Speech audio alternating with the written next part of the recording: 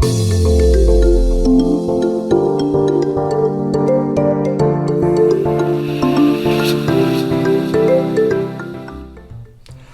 привет, дорогие друзья, другие подруги, здрасте. Бритье, бритье, бритье в старом добром формате. И специально, раз уж у нас такое понимание произошло, я под это решил подобрать и формат соответствующий. То есть вот сценарий так подогнал. Начиная с этого видео, я хочу попросить у вас уступку на 4 видоса, потому что Алексей, который мой земляк, который дал станки на посмотреть уже давным-давно, еще в прошлом году, я все никак не могу их оборзеть, чтобы ему отдать. Я хочу попросить уступку на 4 видео, чтобы временно, пока клинковые убрать в сторону, показать вот эти все станки и наконец вернуть уже Алексею эти станки. Так вот, сегодня будут те самые станки, которые до сих пор мы можем взять на любом повороте, где есть люди, которые продают старые вещи. Это те самые станки, которые могут взять как и опытные юзеры, чтобы посмотреть, что было раньше, и те самые станки, с которых может начать любой новичок совершенно. Не обязательно ему идти в магазин и покупать рапиру за 150 рублей. Он может пойти куда-то на горбушку, куда-то на толкучку, куда-то, где там собираются люди, кто старые вещи продает. И за 100, 200, 300, 400, 500 рублей взять то, что раньше производилось на территории СССР, и уже этим начинать бриться. Среди этого всего очень-очень-очень много, полно годных экземпляров. Сегодня вы сейчас идите на крупный план, смотрите, и по сути у нас сегодня будет СССРовское бритье. Я постарался подобрать сегодня все те вещи, которые были в 80-х годах прошлого столетия. Единственное исключение — это вот раковина, которой вот я воды набрал, потому что в 80-х таких я еще не помню. Там кран открываешь, а здесь я водичку набрал, но только что поласкиваете. Кто в претензии, скажите, я возьму чашку, наберу туда воды. Но я думаю, таких не будет. Вы на крупный план смотрите, что у нас сегодня, а я начинаю. Догоняйте. Не всем повезло, как вот этим двум орлам, потому что они сохранили коробки, и благодаря именно коробкам я вам могу сказать, как называются эти станки. Почему-то в нашу старину не любили на станках писать названия. Ну, здесь вот, например, Сарапол 200, видите, на станке ничего не написано, и я даже вот не могу сказать, что это именно Сарапол 200. Но вот в коробочке он так пришел, поэтому я вот так могу сказать. Здесь Кедр 2. Да, здесь это можно подтвердить, потому что по нем достаточно много материала в сети, и это как бы подтверждается. А вот эти два красавца, я с ними не сталкивался, на плитах нигде ничего нет, никаких названий.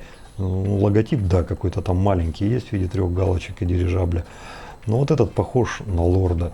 Так вот на скидку сам для себя я бы, например, мог бы предположить, что это типа Лорд. А вот этот похож на рапиру. И сам для себя, да, я мог бы предположить, что это какая-то ранняя рапира. Если вы знаете, что это что это за два орла, ребята, напишите в комментариях, пожалуйста, потому что они следующими пойдут тоже на обзор. А сегодня я хочу показать вот именно этого Сарапола 200. В коробочке нет ничего знаменательного и удивительного, обыкновенная коробка, которая до сих пор еще встречается не только у нас в России, но и за рубежом. В частности, я про Китай имею в виду. Сам станок. Классика. Мне кажется, что нечто подобное я у бати-то своего видел. Вес 26 грамм, трехсоставной Open Comp. Да, металлический, но, естественно, это не нержавейка. Этот металл, я даже не знаю, как его назвать, потому что для алюминия он тяжеловат. Не знаю в догадках. Вот так вот чувствуется фактурно, нормально, но он тяжелый для алюминия. Алюминий не может столько весить. Нижняя плита. Open Comp. Видно, что шамповка, то есть на штампе все это выдавливали. Помните, я вам говорил, что есть грава, 3 галочки. Вот именно это я имел в виду, вот она. Это все обозначения, которые есть на этом станке, других здесь больше ничего нет. Ну и верхняя плита, это силумин. Как изготавливать силумин, я вам даже не подскажу, ребята. То ли это прессовка, штамповка, литье. Что это такое вообще? Это летучий, тягучий, штамповочный и какой-то материал. Но то, что это силумин, ну прям почему-то вот, я бы сказал, даже практически 99% или производная от силумина. Он так вот на тактильном уровне вызывает такие ощущения. Ну, естественно, он покрыт хромом, который немножко так покоцался. Я тут все поотмывал, позамачивал. Ну вот теперь это выглядит примерно вот так.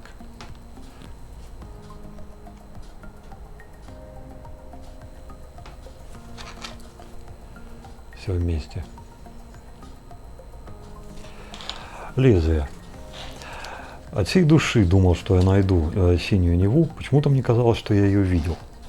Искал, перерыл все, покорыл, даже новый сюжет для ролика придумал, который вы скоро увидите, если ее уже не увидели. Но так и не нашел синюю Неву. Вначале расстроился, а потом сам себе подумал, ну раз не нашел, может быть это и к лучшему, здоровее буду, потому что, ну, синяя Нева, фиг его знает, как бы мы с ней друг с другом. Ну, вместо этого вот старенькое, то, что нашел, это Восход. Тут еще, ого, какого года, который у меня появился на канале, опять же, благодаря вам. Это, несомненно, тот вариант, который нам подходит, потому что это 70-е, 80-е годы прошлого столетия. Ну и плюс ко всему еще у меня нашелся спутник, тоже от вас, ребята, спасибо вам огромное. Так, тырц, иди сюда. Вот. Здесь прям все, как вот раньше писали, так вот все и написано. Начнем. Восход, спутник, спутник, восход. Да давайте, наверное, с восхода начнем. И там уже по ходу пьесы, если что, перекинемся на спутник. Да не если что, наверное, еще и спутник попробуем. Хотя, с другой стороны, спутник можно будет попробовать в следующих лезвиях. Посмотрим. Посмотрим, как оно пойдет, но начнем с восхода. Пачка сохранилась довольно достойно. Да, наклею.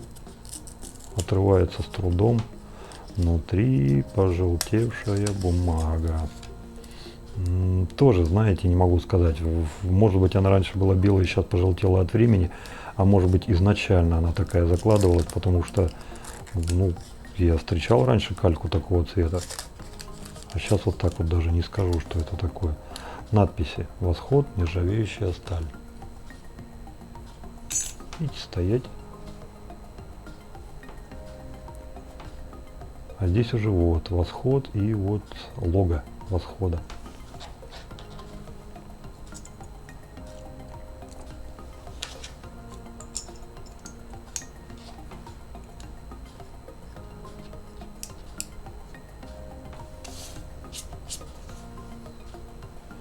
Что же мы имеем?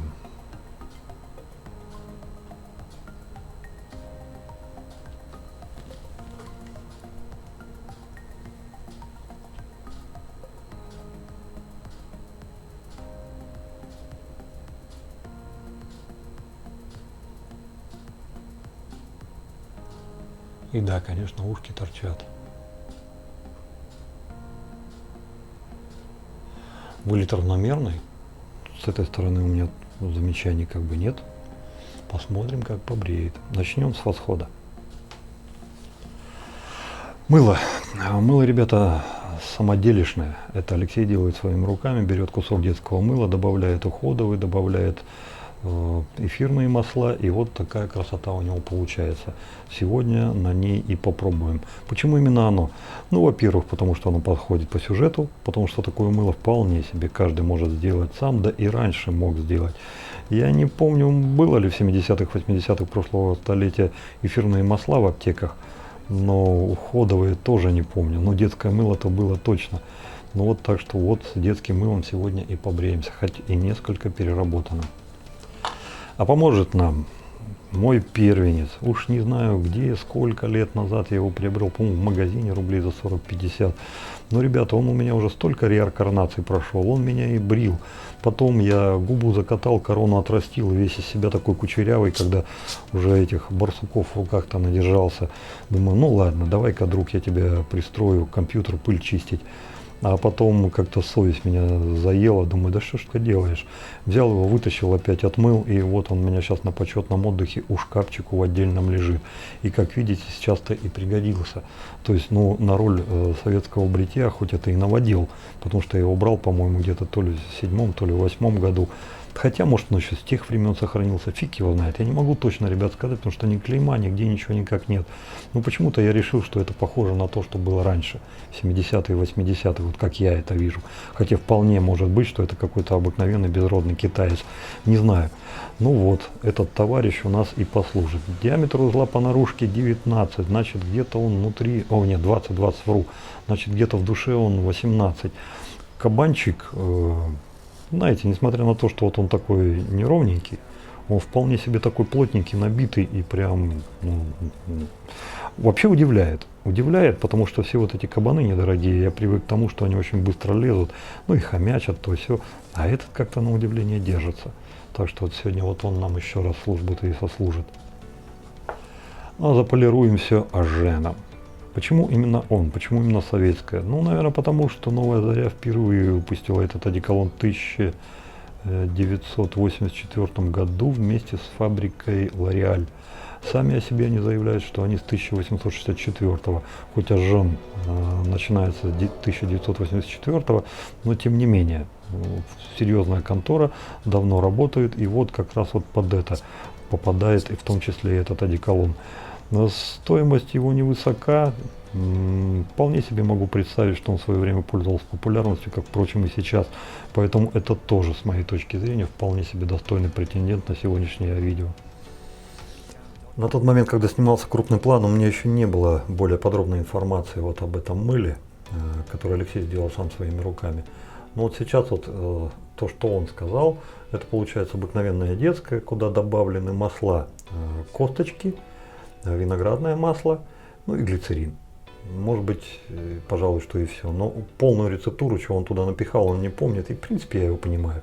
Как любой нормальный художник, он пришел, что-то натворил, ушел, и кому-то что-то нравится, он: слушай, вещь расскажи ему. Ну, я уже не помню, он уже новое что-то сделал. То есть, вот так вот. Поэтому это мыло и попало в обзор. Это то самое детское, которое каждый из вас может делать своими руками, добавив туда то, что его интересует. Ну, какие-то уходовые, то все. Вот сейчас этим и начнем бриться. Как раньше. Не было никаких пришивов, поэтому я просто умоюсь с мылом и сразу начну пену набирать. И, к сожалению, нет у меня желтой баночки и желтого стаканчика, как были у меня у моего бати. Вот если были такие дюралюминиевые, я бы их сейчас тоже сюда притянул, но, увы и ах, так что просто под краном. Так, руки намылил, никаких компрессов. Так, помазок уже замочили. Так, видно, вот так видно. Наберу его. Да, собственно, так же и в армии брились, так же и дома брились. Без всяких вот этих вот финдипертовых там каких-то ухищрений или еще что-то.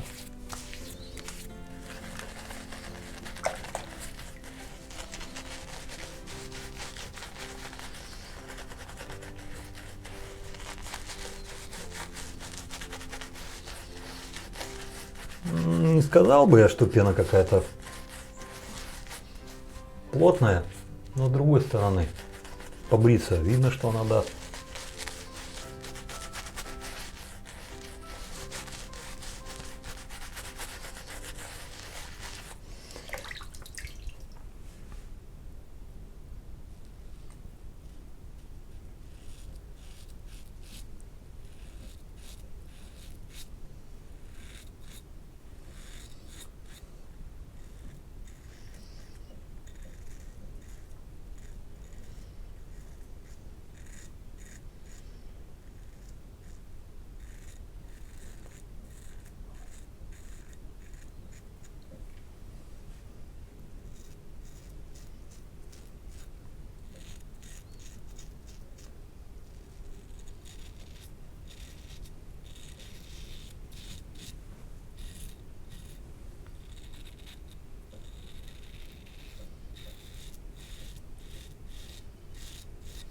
Ну, думаю, по звуку вы уже примерно догадались, что это из себя представляет. Вполне себе годный вариант.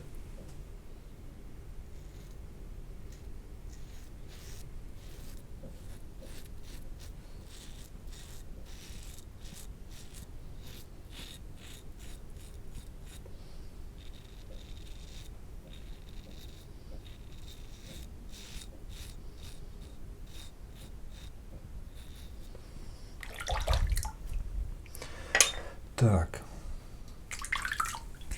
Чуть-чуть смочу.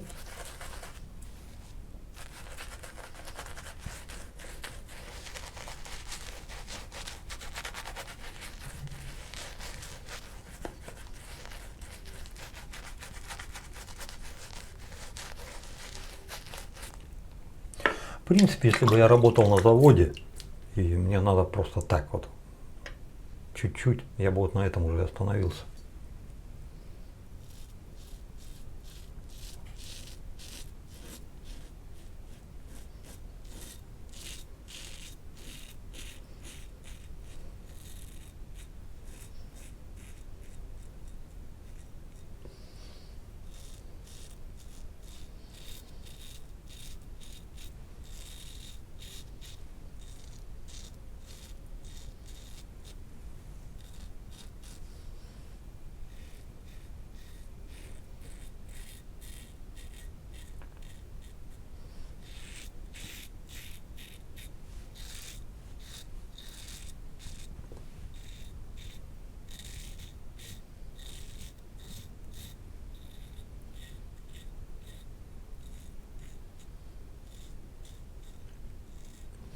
Или на этом.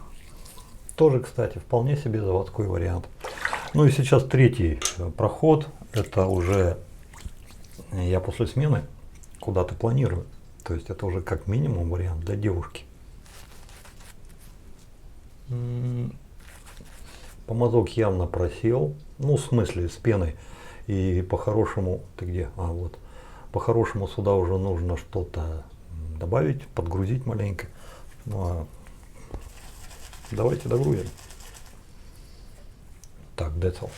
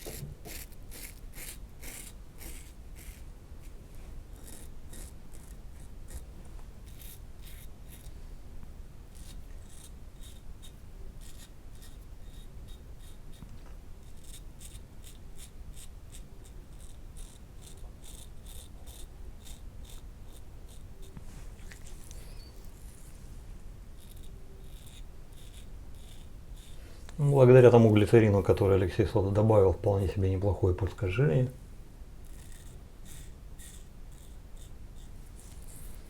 Ну, выбрился на 3 с плюсом. То есть пеньков, блин, аж просто шупипец. Дофига. Ну, визуально ничего не видно. Почти. И, в принципе, я могу бежать. Сам для себя знаю, что визуально щетина начнет здесь обрисовываться где-то, может, часов через 8-10. Девушке, конечно, достанется.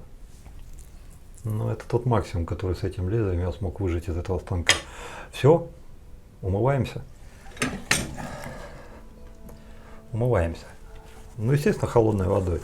Потому что вот эти все теплые компрессы, тогда я о них просто не думал. Тогда не всегда они и были. Потому что, например, вот всю молодость я прожил в доме 40-х, 50-х годов постройки, в котором кроме холодной воды ничего не было. И газ, да, был, ну, в газовых баллонах, то есть плита, там баллоны у нас возили, там надо, тебе кончился, ладно, иди с улицы, покупай. Ну и сами понимаете, для того, чтобы умыться там, что-то там, ну где, просто холодная вода и все, больше ничего нет. А по-серьезному помыться, вон она баня, пожалуйста, за 8 кварталов у нас, я жил на 17-й рабочей, А баня была на 29-й, по-моему, нет, вру, на 32-й, где-то там. И вот туда.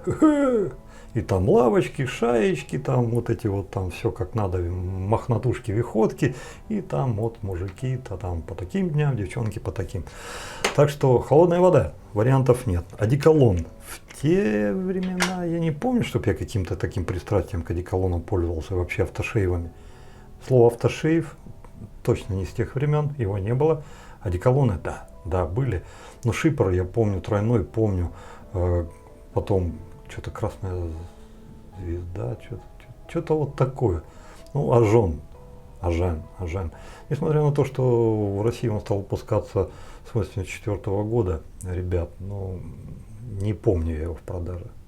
Если он и был, то где-нибудь, скорее всего, ближе туда, к западу, то есть Москва, Питер, Украина, Прибалтика, что-то вот такое, потому что ну, к нам в глубинку все это там, как до утки на 7 сутки лет через 5 попадало. То есть, ну вот я рад за тех, кто мог им тогда пользоваться, а я сейчас попробую.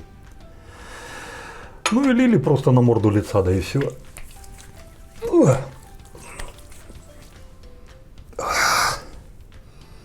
Ух.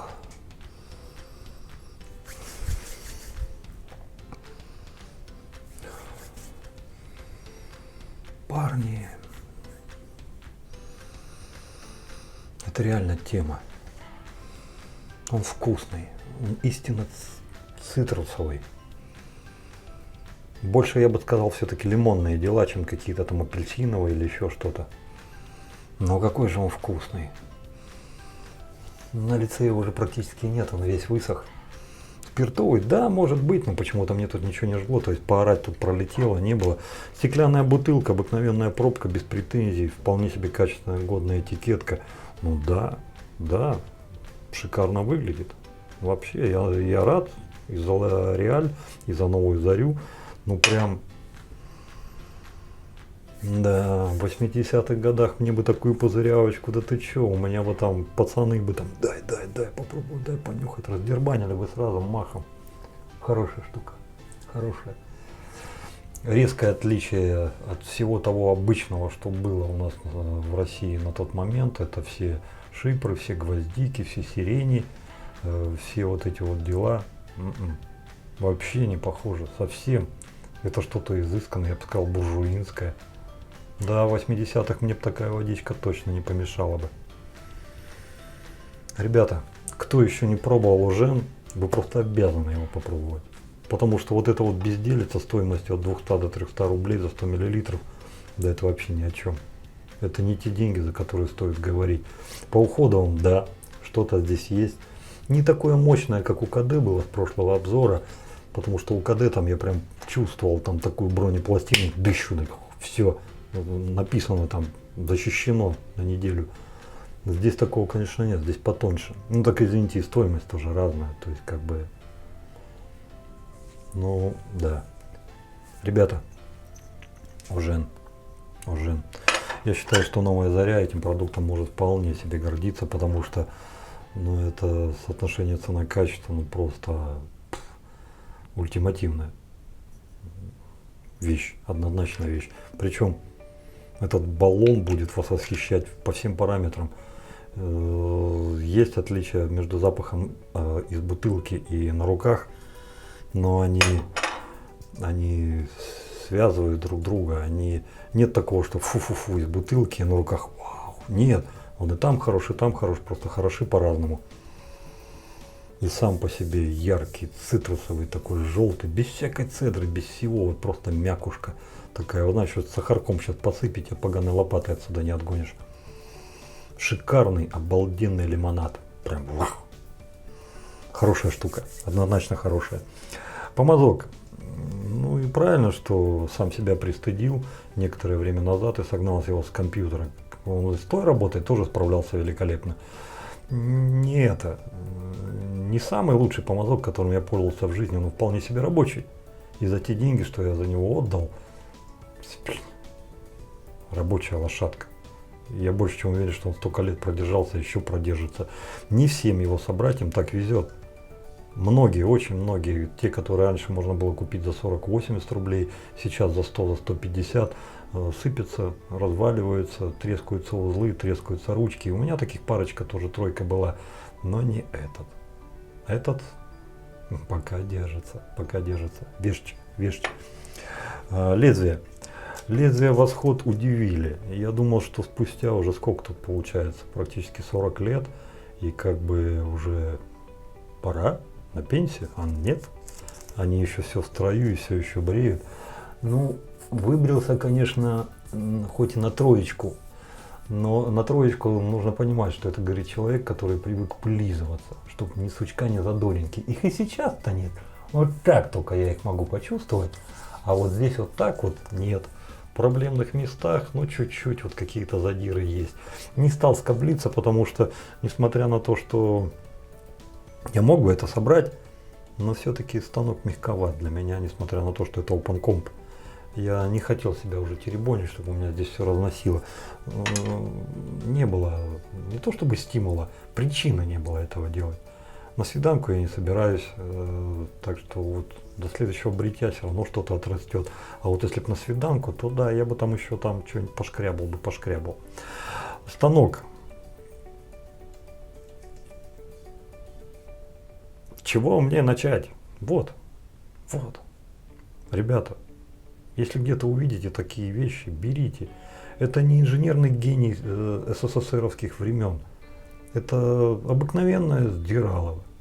Очень многие станки в СССР, если не все, если не подавляющее большинство, с чего-то содраны.